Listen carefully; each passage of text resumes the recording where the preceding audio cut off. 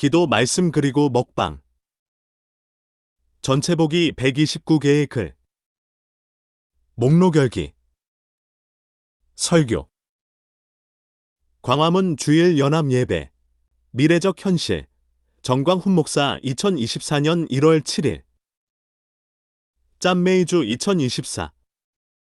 1, 9, 19시 35분. 6월 복사 이후 수추가. 개 8시 3분 -05. 창 12시 1분 -05. 새해가 되면 새해 인사를 해요. 우리나라는 어떻게 인사를 하나? 새해 복 많이 받으세요. 이렇게 인사한다고 복이 올까? 안 와. 근데 하나님도 사람을 만날 때 인사하는 법이 있다. 하나님의 인사법과 사람의 인사법은 전혀 다르다. 사람의 인사법은 현재로부터 과거와 현재의 상태를 물어본다. 미국 사람은 어떻게 인사하는가? 굿모닝. 중국 사람은 니하오. 그런데 하나님의 인사법은 전혀 다르다.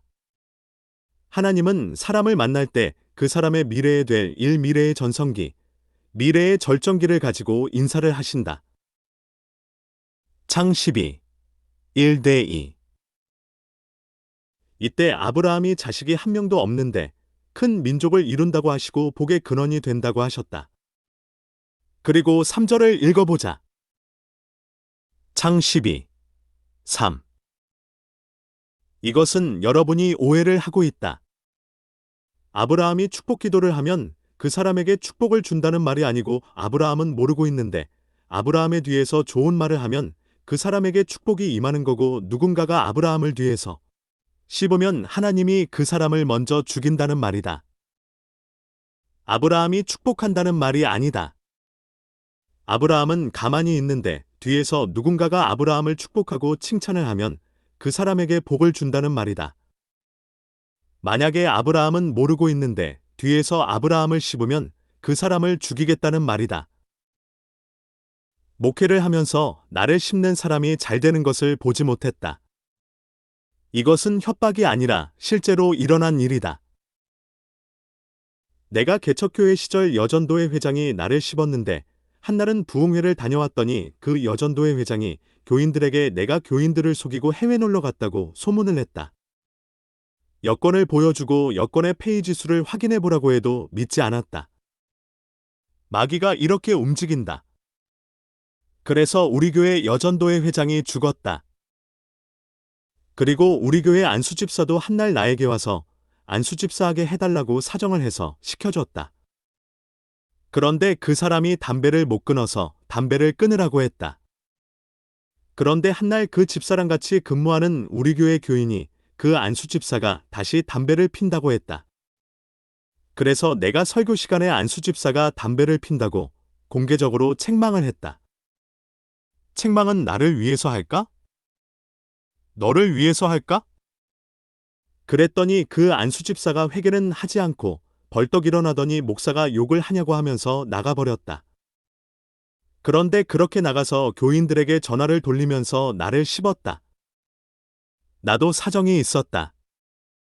담배 피는 안수집사를 여러 명을 조지려고 설교 시간에 이야기를 했었다. 목사님이 설교 시간에 이야기하는 것은 다 사정이 있는 것이다. 그런데 하루는 월요일에 출근했는데 우리 교회 주일학교 교사 한 명이 그 회사의 직원이다. 그 직원은 우리 교회를 계속 다니고 있었다. 그러면서 그 목사는 잘 있냐?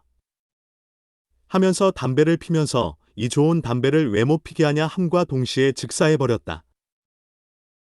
나하고 충돌해서 인생이 비참하게 끝난 사람이 수도 없이 많다. 지난주에 내 설교에서 뭐라고 했냐? 순서의 싸움에서 이기자. 나는 왜 대박치느냐? 순서의 싸움에서 이겼다. 오늘 제목은 미래적 현실이다. 그래서 여러분은 자기보다 앞선 사람은 절대로 씹으면 안 된다. 내가 목회자 집회 30년을 했는데 교인들을 50명 이상을 못 넘기는 목사들이 있다. 그 사람들의 공통점은 자기가 섬겼던 목사들을 씹는 것이다. 이유는 별 이유가 다 있다.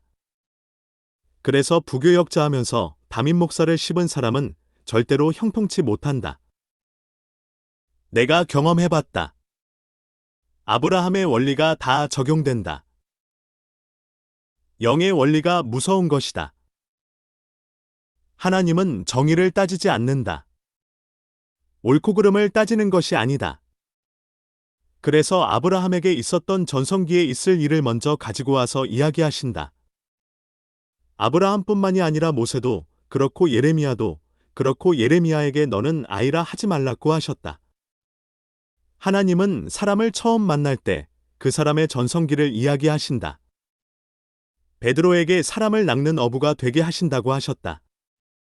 주님의 생각은 벌써 사도행전에 가 있었다. 베드로를 처음 만났을 때 그 미래일을 이야기하셨다. 인생의 절정에 될 일을 하나님이 가지고 나타나신다.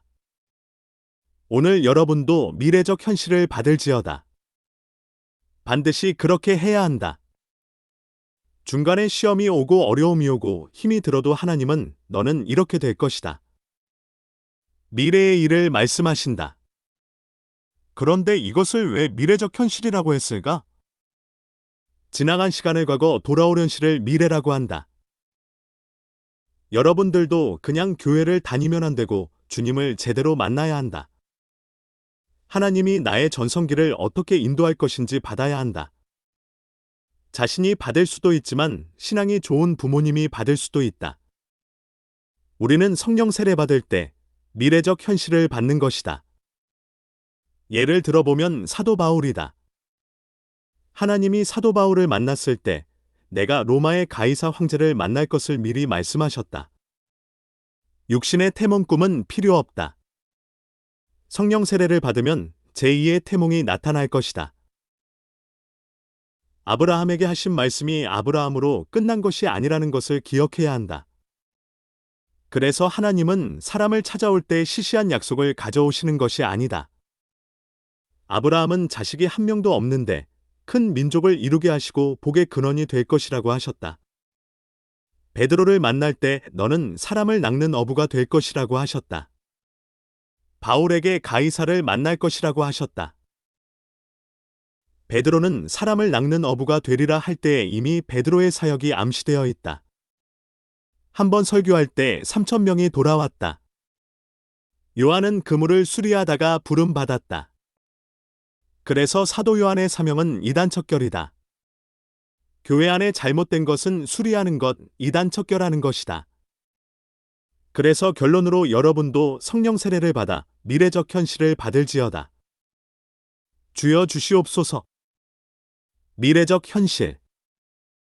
현실이라는 말은 왜 붙이냐? 이것은 반드시 이루어질 것이기 때문이다. 그리고 미래적 현실을 받은 사람은 형편없는 사람일지라도 이루어질 미래의 일을 보고 산다. 미래에 이루어질 일을 선포한다. 댓글 쓰기